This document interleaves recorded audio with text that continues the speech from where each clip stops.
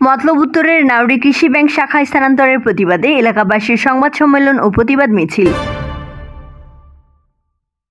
বাংলাদেশ কৃষি ব্যাংক নাউরি বাজার শাখা স্থানীয়দের সঙ্গে পরামর্শ ছাড়াই স্থানান্তরের প্রতিবাদে সংবাদ সম্মেলন ও প্রতিবাদ মিছিল করেছেন এলাকাবাসী। 25 সেপ্টেম্বর বৃহস্পতিবার বিকেলে নাউরি স্কুল অডিটোরিয়ামে সংবাদ সম্মেলন অনুষ্ঠিত হয়। এতে বক্তব্য রাখেন কৃষি ব্যাংক নাউরি শাখা স্থানান্তরের প্রতিবাদে আন্দোলন কমিটির আহ্বায়ক মোবারক হোসেন, সদস্য সচিব কামাল হোসেন প্রধান, শাহাবুদ্দিন ভূঁইয়া, রেদওয়ান খন্দকার, নুরুল হুদা ফয়েজি প্রমুখ।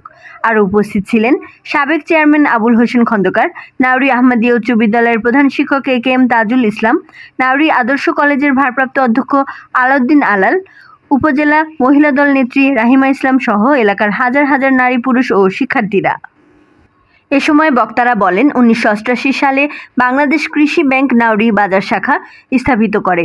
সেই থেকে আজও পর্যন্ত শাখা সুন্দরভাবে স্কুল ভবনে পরিচালিত হচ্ছে, কিন্তু সম্প্রতি একটি কুচক্রী মহল এই শাখাটি স্থানান্তরের জন্য উঠে পড়ে লেগেছে।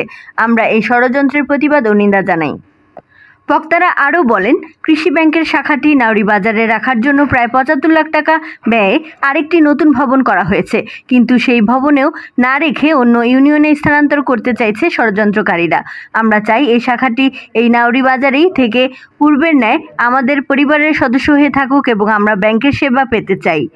সংবাদ সম্মেলন শেষে প্রতিবাদ মিছিল বের করেন এলাকাবাসী। নাউরি স্কুল প্রাঙ্গণ থেকে শুরু হয়ে নাউরি বাজার ও আশপাশের প্রধান প্রধান সড়ক প্রদক্ষিণ করে। প্রতিষ্ঠান জড়িত আছে, ফলে আমরা এই ব্যাংকটা যাতে এখানে থাকে, ব্যাংকটা যাতে অন্যদিকে না যায়, তারা যে সিদ্ধান্ত নিয়েছে সিদ্ধান্ত থেকে যাতে সরে আসে, এটাই আমাদের মূল দাবি। এবং নেতৃত্বের সাথে আমরা আলাপ করেছি, তারা সবাই আমাদেরকে সহমর্মিতা দেখিয়েছে এবং কিছু পরিচালিত হতে পারে না।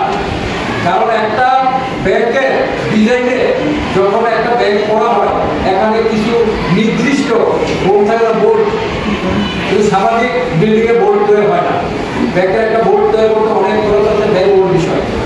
তারপরে এখানে যেমন আপনার ইয়ার সাথে ব্যবস্থাপকের রুমে একটা অত্যাধুনিকভাবে করা হয়েছে, এটার মধ্যে একটা বাথরুম করা হয়েছে, সরকারি ব্যবস্থাপকের রুমে একটা বাথরুম করা হয়েছে। তারপরে পাবলিকদের বসার জন্য একটা ক্যাশিয়ার বক্স বসানোর জন্য।